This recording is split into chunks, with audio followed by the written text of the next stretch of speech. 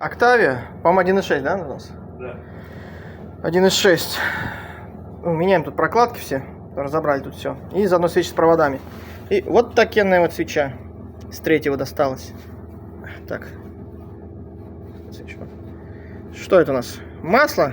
Или форсунок так заливают? Потому что мне интересно, третий пускной клапан намытый просто капец как. Его так намыть могла только форсунка. Непонятно. Будем сейчас смотреть недоскопом, что там в цилиндре.